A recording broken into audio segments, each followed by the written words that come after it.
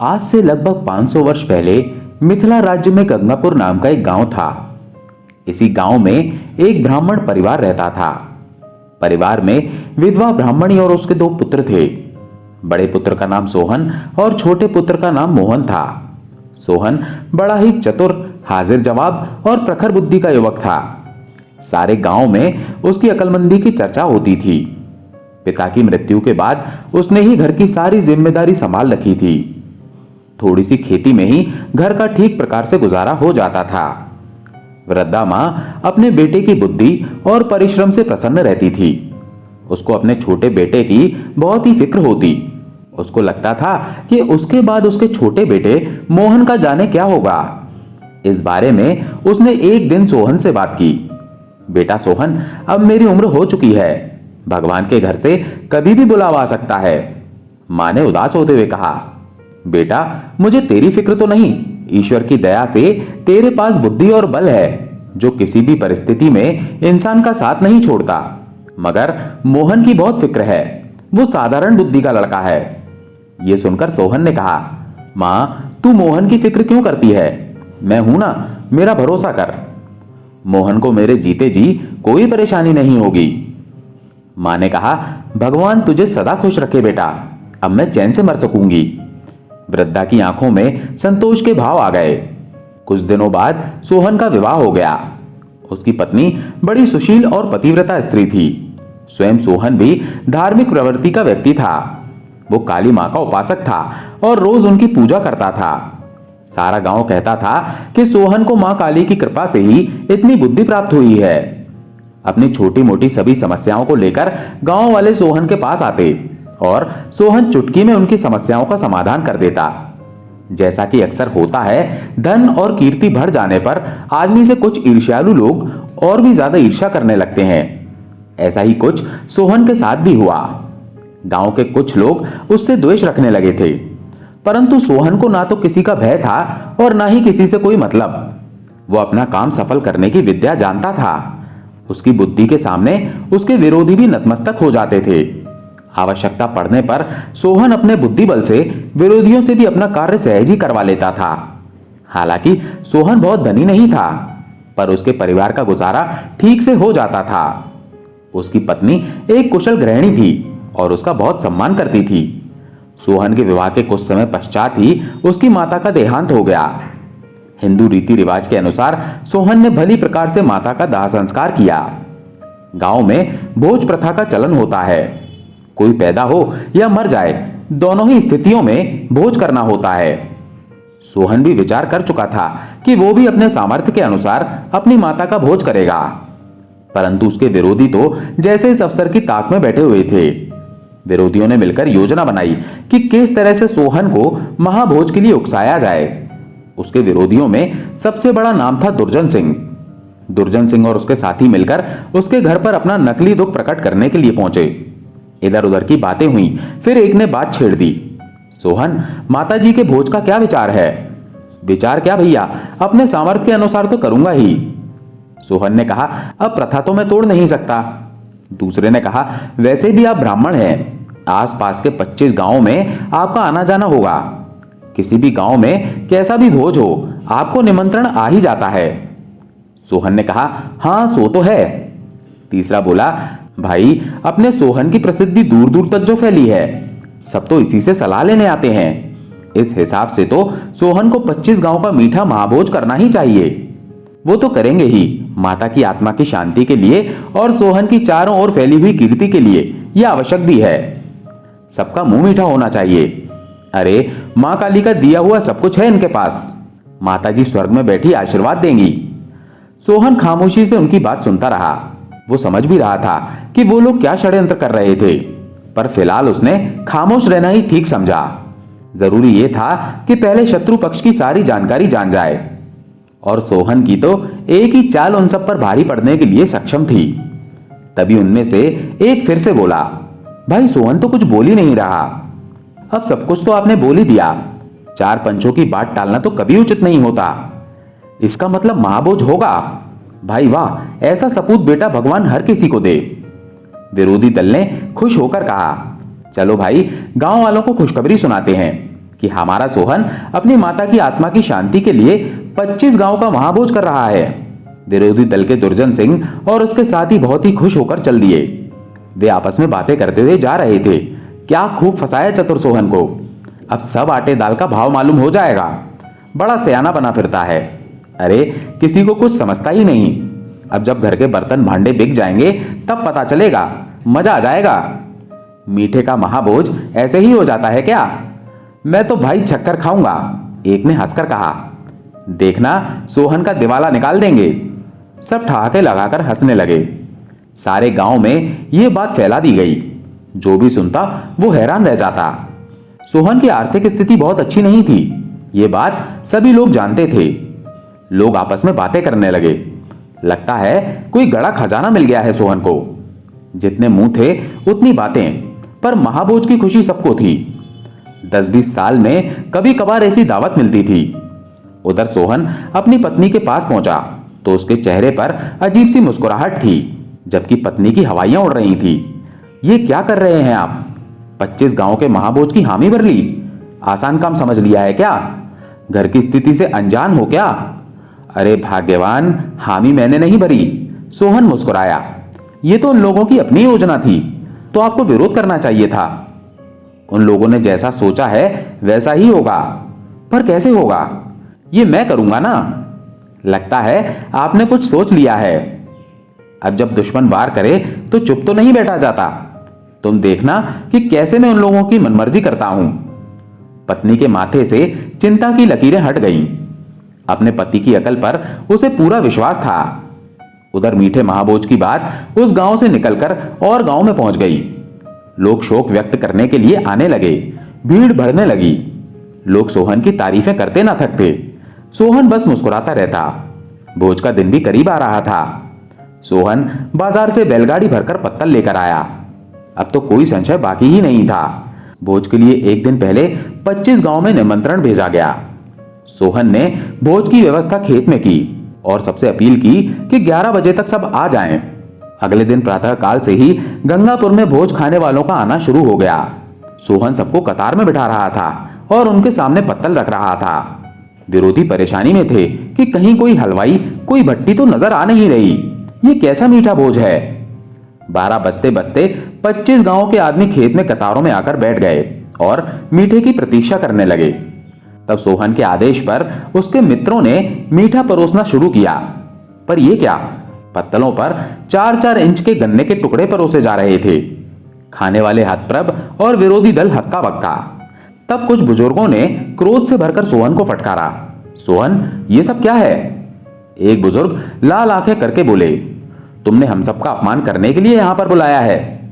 जब तुम्हारी औकात ही नहीं थी तो क्यों 25 गांव को निमंत्रण भेजा? काका अकारण ही क्रोधित हो रहे हैं। सोहन मीठे नरम स्वर में बोला, मैंने क्या त्रुटि कर दी? गन्ना ही तो सभी मिठाइयों का मूल है। क्या गन्ने के बिना किसी मिठाई की कल्पना की जा सकती है?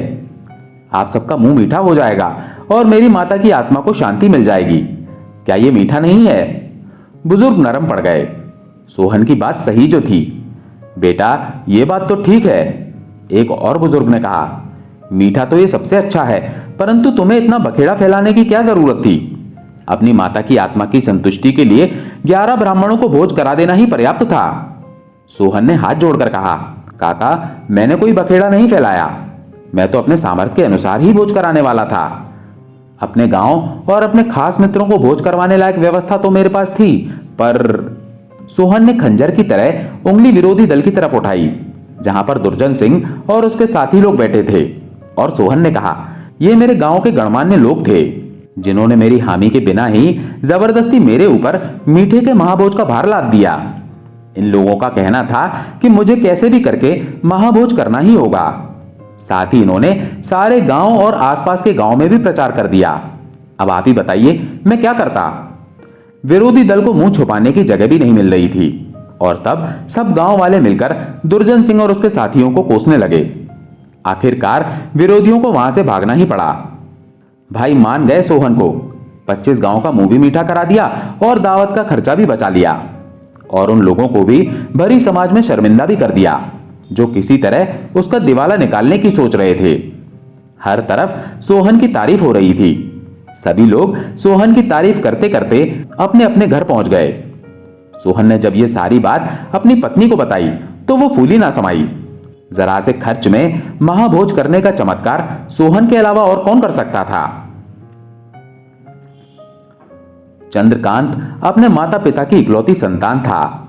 वो अकलमंद होने के साथ साथ बहुत ही फुर्तीला भी था। उसके पिता नगर के बड़े व्यापारी थे और नगर में उनका अच्छा नाम भी था, परंतु व्यापार में कुछ गलत निर्णय लेने के कारण उन्हें बहुत ही नुकसान सहना पड़ा और उन्होंने व्यापार में अपना सब कुछ खो दिया।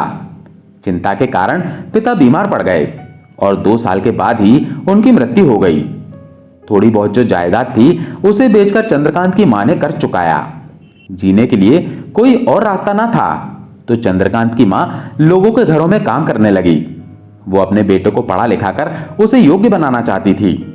अब चंद्रकांत कुछ बड़ा हो गया तो उसे मां का दूसरों के घरों में काम करना बिल्कुल पसंद नहीं था।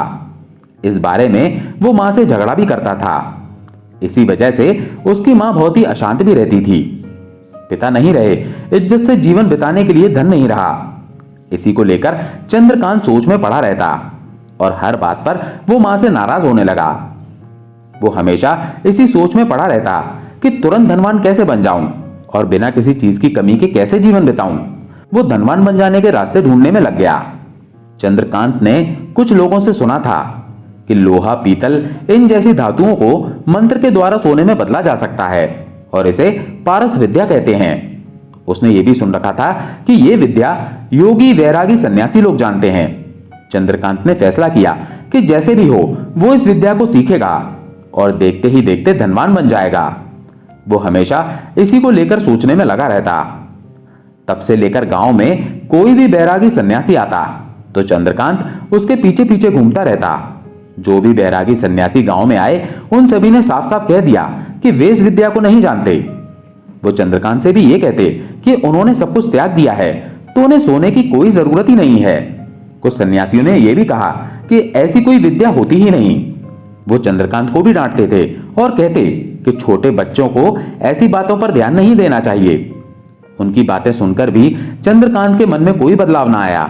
उसकी मां भी समझ नहीं पा रही थी कि कैसे ये भूत चंद्रकांत पर सवार हो गया और इसका बर्ताव ऐसा क्यों है। एक रात को मां ने चंद्रकांत से कहा, तुम कल पाठशाला क्यों नहीं गए? लेकिन चंद्रकांत चुप रहा।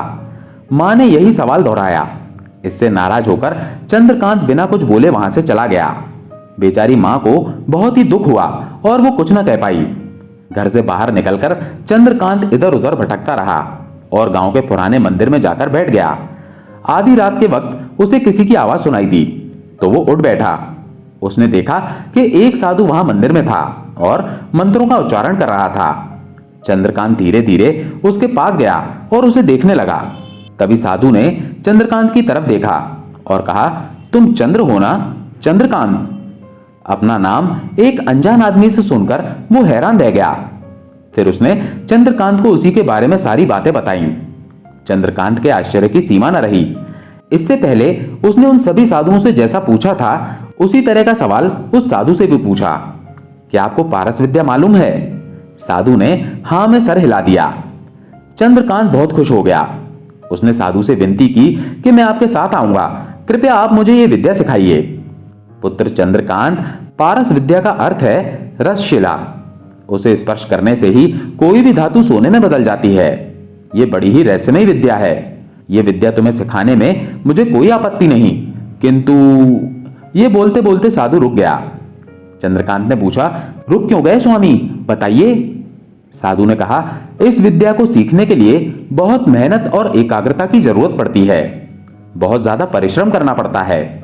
चंद्रकांत ने पूछा, इसके लिए मुझे क्या करना होगा, कृपया बताइए। साधु ने कहा, विद्या को सीखने के लिए मन को एकाग्र करना होगा, अपना ध्यान नियंत्रण करना होगा। इसके लिए खूब पढ़ो, उसी पर अपना ध्यान केंद्रित करो। जो भी अच्छा मौका तुम्हारे हाथ में आए उसका सही इस्तेमाल करो।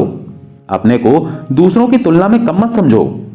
तुम्हारी मां तुम्हारे लिए हर पल मेहनत कर रही है, उसकी सहायता करो। इस विद्या को साधने के लिए कितने उतार चढ़ाव का सामना करना पड़ेगा, उसके लिए अपने शरीर को मजबूत बनाओ। जब मुझे विश्वास हो जाएगा कि तुम इस विद्या को सीखने के योग्य हो गए हो तो मैं तुम्हें अपने साथ ले जाऊंगा और पारस विद्या सिखाऊंगा। ये कहकर वो साधु चले गए। अब चंद्रकांत भी एक निर्णय पर आया। मां के आते ही वो पाठशाला जाने को तैयार हो गया। बेटे में आए इस परिवर्तन से मां बहुत ही खुश हो गई। पहले पहले तो चंद्रकांत को ऐसा करने में बहुत ही तकलीफ महसूस हुई, परंतु धीरे धीरे उसका मन पढ़ने में लगने लगा। अब उसका पूरा ध्यान पढ़ने पर ही केंद्रित था। मां, अध्यापक सब उसकी तारीफ करने लगे। मेहनत और मन की शक्ति से सब कुछ किया जा सकता है, यह आत्मविश्वास उसमें दृढ़ होता गया। अब वो खुश दिखने लगा। अभी 1 साल भी पूरा नहीं हुआ था कि एक दिन वो साधु चंद्रकांत के घर पर आया और उसने कहा, चंद्रकांत, मेरे साथ चलो, मैं तुम्हें पारस विद्या सिखाऊंगा। चंद्रकांत ने कहा, अब मुझे पारस विद्या सीखने में कोई रुचि नहीं है। तब साधु ने कहा, अब तक मैं तुम्हारा इंतजार कर रहा था, अब आने से इनकार क्यों करते हो? ऐसा कैसे होगा? परंतु चंद्रकांत ने दृढ़ता भरे स्वर में कहा, क्षमा कीजिए, मैं नहीं आ सकता। साधु ने मुस्कुराते हुए कहा, बेटे चंद्रकांत, पढ़ाई की विद्या के लिए अब तुम में श्रद्धा काफी बढ़ गई है, आत्मविश्वास बढ़ गया है। इसी कारण से तुम पारस विद्या को सीखने से इनकार कर रहे हो। मैं भी यही चाहता था कि तुम में ऐसा ही परिवर्तन आए। विद्या से बढ़कर कोई धन नहीं होता। साधु ने आगे कहा, अपनी ही ताकत से साधे जाने वाले कर्म का मूल्य ही सबसे बड़ा होता है। मनुष्य के अंदर ही पारस छुपा है। मेहनत और एकाग्रता से ही सारे काम किए जा सकते हैं। इसी पारस विद्या को मैं जानता हूं। असल में मैं तुम्हारे पिता का एक पुराना मित्र हूं। जब वो जीवित थे तो उन्होंने मेरी बहुत ही मदद की थी, जिसके लिए मैं आज भी उनका आभारी हूं। मैं 2 साल से तुम्हें देखता आ रहा हूं और तुम्हें सही रास्ते पर लाना मेरी जिम्मेदारी थी, इसीलिए मैंने साधु का वेश बनाया। ये कहते हुए वो अपनी नकली दाढ़ी मूंछ उतार देता है और अपना असली रूप दिखाता है। चंद्रकांत हैरानी से उसे देखता रह गया। तभी चंद्रकांत की मां वहां पर आई और अपने पति के मित्र को धन्यवाद किया, क्योंकि उसने उसके बेटे को सही रास्ते पर लाने में मदद की थी। चंद्रकांत समझ गया कि कड़ी मेहनत और अनुशासन से प्राप्त की गई योग्यता को ही असली पारस विद्या कहते हैं, जो साधारण जीवन को सोने जैसे सुखी जीवन में बदल सकती है। दोस्तों, आपको ये कहानी कैसी लगी? कमेंट करके जरूर बताएं। अगर अच्छी लगी हो तो वीडियो को लाइक करके चैनल को सब्सक्राइब जरूर कर लें। धन्यवाद।